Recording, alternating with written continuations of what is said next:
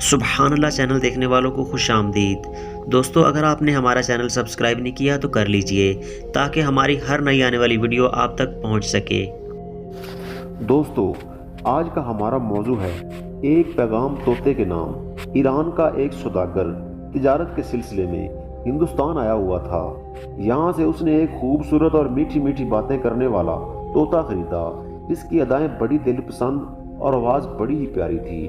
وہ تاجر اسے اپنے ملک میں لے گیا۔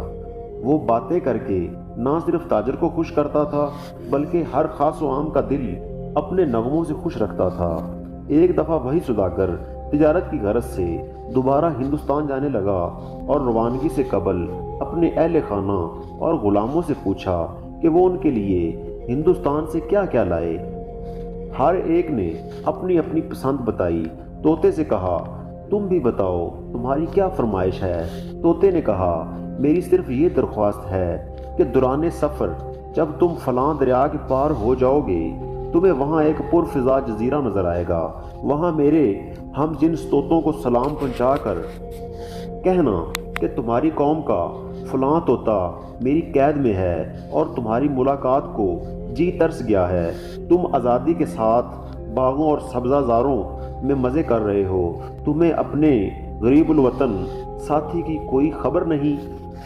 کیا اسی کا نام دوستی کی وفا ہے؟ کیا میں پنجرے میں پڑا رہا اور تم باغوں میں عیش کرتے رہے اور انہیں کہنا کہ وہ اپنی آزادی کے بارے میں مشورہ طلب کرتا ہے، ورنہ یہ بھی ممکن ہے کہ تمہاری ملاقات کی حسرت لیے اس دنیا سے رخصت ہو جاؤں۔ یارو، یہ کیا انصاف ہے؟ کیا یہی آئین وفاداری ہے؟ سوداگر نے وعدہ کیا کہ وہ تمہارا یہ پیغام تمہارے ہم جولیوں تک ضرور پہنچائے گا۔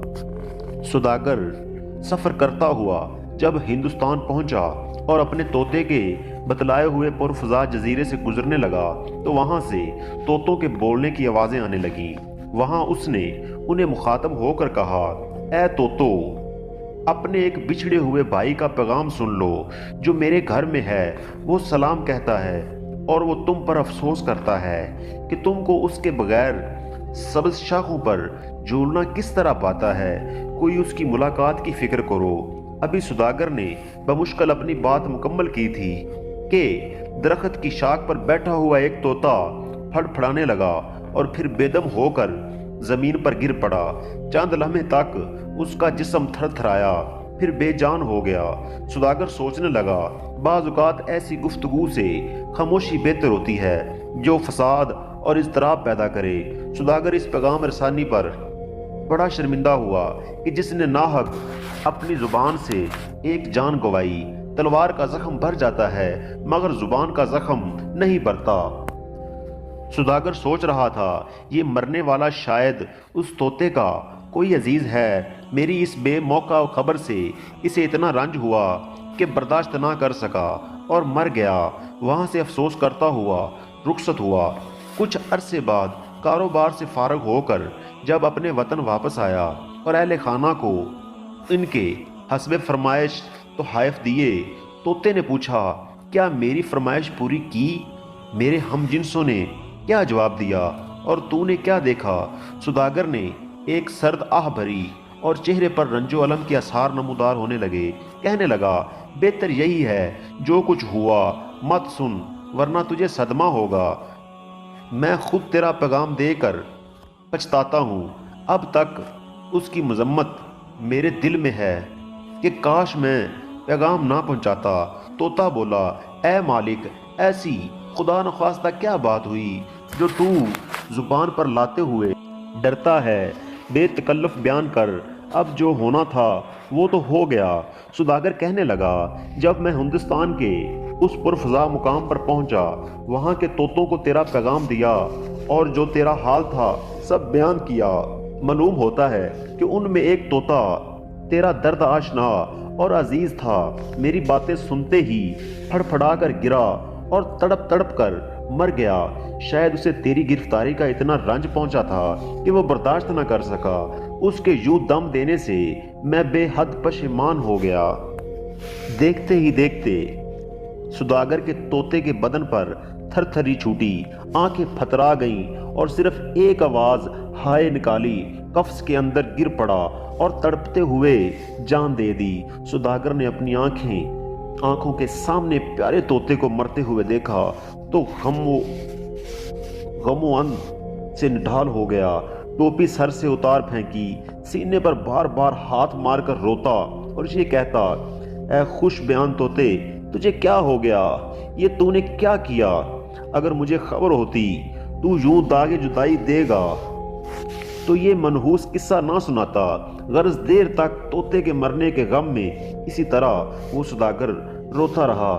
جب خوب دل کی بڑاس نکال لی تو مرے ہوئے طوطے کو قفس سے نکال کر باہر پھینک دیا۔ باہر پھینکنا تھا کہ فوراً وہ طوطا پھر سے اڑ کر درخت کی شاخ پر جا بیٹھا۔ اس مرے ہوئے طوطے نے آزاد فضا میں ایسی اڑان کی جیسے مشرق سے آفتاب ابھرتا ہے۔ سوداگر گزرا ہوا معاملہ بھول گیا، طوطے کی اس حرکت پر حیران و ششدر رہ گیا اور کہنے لگا، اے چلاک پرندے، یہ کیا ماجرا ہے؟ اے میرے بلبل، ذرا یہ تو بتا کہ ہندوستان کے طوطے نے تجھے کیا خفیہ پیغام دیا جسے تو بھانپ گیا اور جس سے تو میری آنکھوں پر اپنے مکر و فریب کا پردہ ڈالنے میں کامیاب ہوا؟ ارے غضب خدا کا، تو نے کمال کر دکھایا کہ ہمیں جلا کر خود روشن ہو گیا۔ طوطا بولا، میرے بھائی طوطے نے مجھے سبق دیا اور اپنے عمل سے بتایا کہ میں قید سے کس طرح رہائی پا سکتا ہوں۔ میں نے اس پیغام کو سمجھا اور اس پر عمل کیا۔ اس نے اشارہ یہ دیا کہ نغمہ گوئی اور میٹھی بول چال ترک کر تو اپنی سحر انگیز آواز کے سبب ہی گرفتار قفس ہوا ہے۔ پھر اس نے میری آزادی کے لیے خود کو مردہ بنایا کہ اے نادان پرندے اور ہر کس و ناقص کا دل خوش کرنے والے، مردہ بن جا تاکہ قید سے نجات پائے۔ طوطے نے یہ کہہ کر اپنی اصلی وطن کا رخ کیا۔ آخر کار ایک دن اپنے ساتھیوں کے پاس پہنچ گیا۔ تو دوستو، اس حکایت سے، اس کہانی سے ہمیں کیا درس ملتا ہے؟ جس کو عالم اشکار حسن عطا ہوا ہے وہ 100 بلاؤں کا ہدف بنتا ہے۔ بہار کے موسم میں بھی پتھر ہی رہتا ہے، سرسبز و شاداب نہیں ہوتا۔ پس تو بھی اپنے آپ کو مٹا دے اور خاک ہو جا۔ خاک سے سبزہ اور پھول پھوٹ پڑتے ہیں تاکہ تجھ سے بھی لالا و گل اگیں۔ اگر آپ کو ہماری ویڈیو اچھی لگی تو لائک کر کے ہماری حوصلہ افزائی ضرور کیجیے گا اور چینل کو سبسکرائب کر لیجئے تاکہ ہم ایسی ہی اچھی ویڈیوز آپ تک پہنچاتے رہیں۔